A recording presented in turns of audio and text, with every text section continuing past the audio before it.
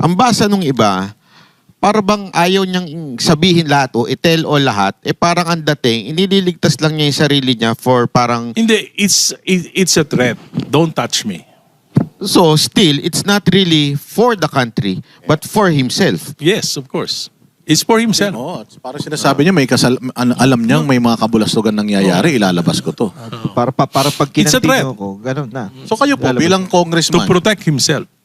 Kong Erice, kayo bilang congressman, pwede nyo bang i-compel or sabihan itong si... Matagal ko na Martin sinabi. Matagal ko na sinabi yan. Ang sinabi ko, may pangunahing responsibilidad ay ang Pangulo na maimbestigahan ito sa pamamagitan ng isang independent commission. Kaya nga ako nag-file ng panukalang batas na mag-create ng independent commission na may mga miyembro na ganito, na qualifications at popondohan ng ganito at may panahon na ganito para imbestigahan at tapusin lahat ito. So kung yung banta ni Romualdez, sa tingin nyo po, para kanino yun? Sa tingin mo, para kanina. Your guess is as good as mine. Pero kung no, Maliwanag naman yun. Maliwanag naman. Hindi naman kailangang Kumbaga sa yung sugat, hindi mo na kailangan anuhin. ako na lang magdidiin.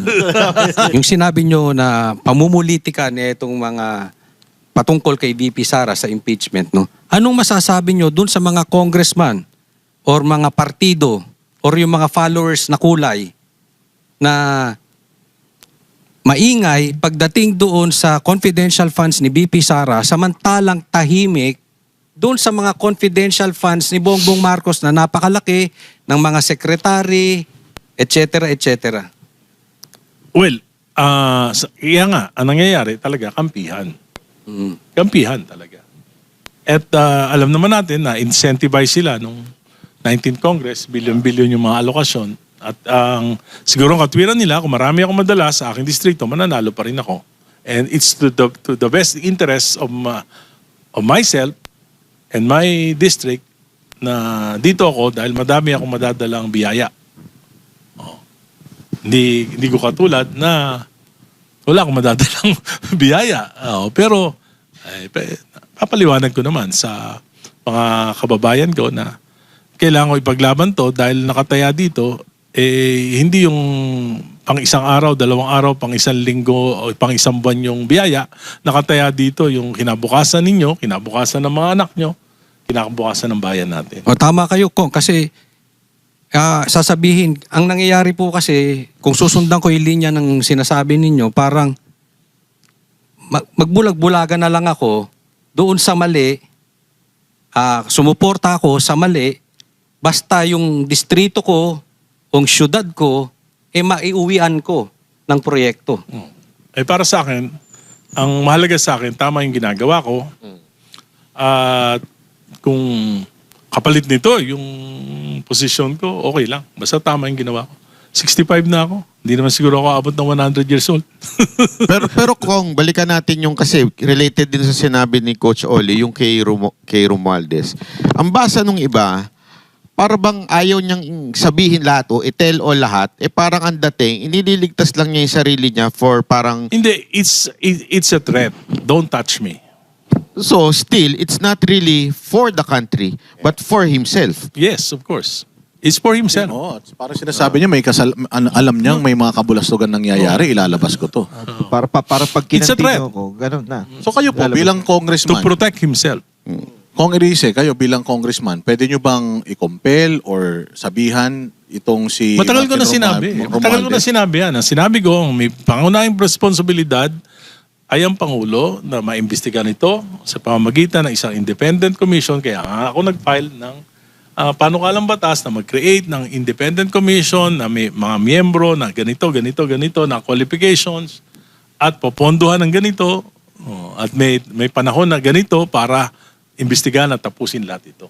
So kung yung banta ni Romualdez, sa tingin nyo po, para kanino yun? Sa tingin mo, para kanina. Your guess is as good as mine. Pero kung no, Maliwanag naman yun. Maliwanag naman. Hindi naman kailangang Kumbaga sa yung sugat, hindi mo na kailangan anuhin. ako na lang magdidiin. So, pero dito, Kong, sa sinabi ni Kong Romualdez na wala siyang naging papel sa corruption or sa small committee, ang tinuro niya si Escudero at saka si Zaldico bilang instrumental sa budget decisions. Ano masasabi niyo tungkol dito? And Sinagot ko na yan kanina. Hindi ako naniniwala na ang sinabi ko,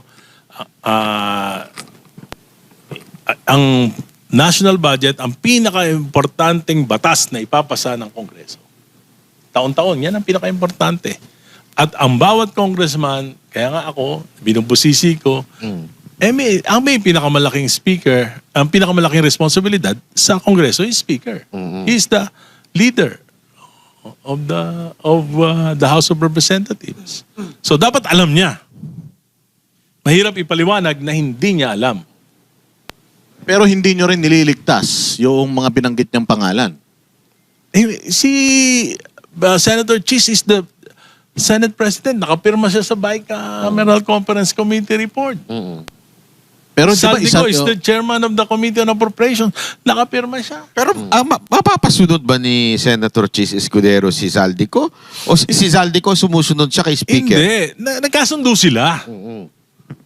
Hindi, walang sumunod. Nagkasundo sila sa ganitong sistema. Ang mapupuntang ganito sa Kongreso, itong pondo na ito, itong pondo na ito mapupunta sa Senado. Pero saan kadalasan nagkakaroon ng problema? Sa bidding, monitoring, o talagang corrupt lang talaga? Hindi, alam mo, dati-rati naman, alam mo, sa lahat naman ng bansa may corruption. Yes, yes. Pero may certain threshold na pag lumampas doon, talaga namang makaka-apekto na sa ekonomiya, sa gobyerno. So, itong nangyari sa 19th Congress, ito na yung pinakamalala sa tagal ko dito sa gobyerno. Hindi ko ma-imagine kung paano nagawa ito. Pero kung kayo, di ba, dapat nagsusulong ng accountability. Kasi kayo tinatawag na representative of the people. So kayong mga matatino, yung mga matatino na mga kongresista, wala bang po pwedeng gawin para ipakulong, yung dapat ipakulong or itigil ang korupsyon? Hindi naman namin responsibilidad yung magpakulong, di ba? Sabihin, mag-initiate. Ano yan hindi. Yung ginagawa namin, ito na yun eh. Yes. Yung ginagawa namin, we are exposing it, di ba? So, kaya lang, siyempre, ang may kapangyarihan para dyan, yung judiciary, yung Department of Justice, yung ombudsman, yan sila may kapangyarihan. Kami, to a certain level, to a certain extent, we can expose.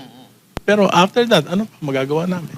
Nabanggit nyo kanina kung yung tungkol sa impeachment ni Marcos. Kayo ay pabor doon. Yes, bumoto ako doon. Doon sa impeachment Yes. ni Marcos. Ano naman ang masasabi ninyong dito sa prosesong nangyayari sa impeachment ni VP Sara Duterte sa Committee of on Justice? Kaya nga dati nagpa-participate ako pero ang problema, natanggal ako sa Senior Deputy Minority Leader. Hindi na ako participate. Hindi na ako pwedeng magtanong. Pwede lang ako mag-manifest. So anong gagawin ko? Mukha akong tanga doon. So hindi na ako dumadating. Ngayon, anyway, they will submit a report. Di ba? Yung committee report, whatever will be their findings, whatever will be their conclusions, isasubmit niya, bibigyan kami ng kopya. At may pagkakataon na akong pusisiin yon sa plenary debates. Di ba? So ayoko naman na mag-conclude ngayon, kundi parang biased kagad ako. Di ba? So ngayon, may mga napapansin ako na mga, for example, yung Madriaga, I don't think that it's credible. So, pero yung iba, siyempre kailangan pag-aralan ko mabuti yung mga figures, yung mga batas na nakapaloob doon na sa ating bansa tungkol dito sa, for example, sa confidential funds, for example, sa AMLA. So, pag-aaralan ko yun. And I will be fair. Pero doon sa Madriaga, hindi ako naniniwala doon. Nakita ko yung napanood ko yung kanyang testimony. Sa tingin ko, machination. Ang tawag doon, machination. So, pwede nga demanda ni VP Sara. Incriminatory machination. Paliwanag nyo po yun sa lingwaheng naintindihan ng ating mga kababayan. Well, for example, nag-establish siya ng, for example, di ba? Sabi niya, gusto niya establish na close siya kay BP Sara, di ba? Sinabi niya, diregaluhan ko ng painting si BP Sara. No? Yung painting doon sa likod. Di ba? Yung may litrato. Nagkataon. So, ang tingin ko motibo niya doon para ipakita na close sila.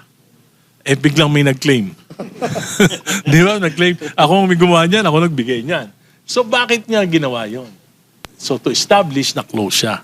Di ba? Pangalawa, sabi niya, yung mga motorsiklo na nakarehistro, yung pinanggalingan niya, binigay ni Presidente Duterte.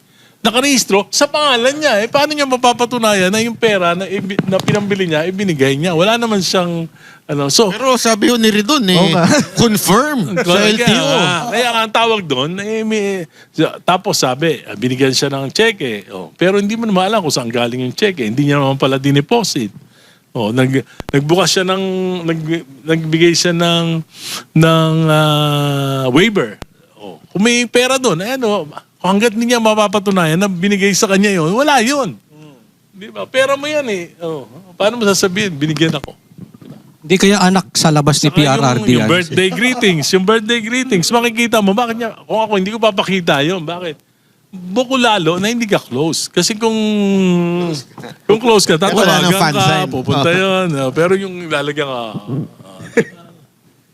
Pero kung anong pakiramdam nyo na ibang mga kasama nyo paniwalang-paniwala kay Madriaga? hindi, bahala na yung bayan ang maghumusga sila. Pare-pareho kayong politiko. Hawa naman ako kung husgahan ko sila. Nakakaawa naman. Hawa, Tapos- hawa. Are you crying? Ay, Or are you laughing? buti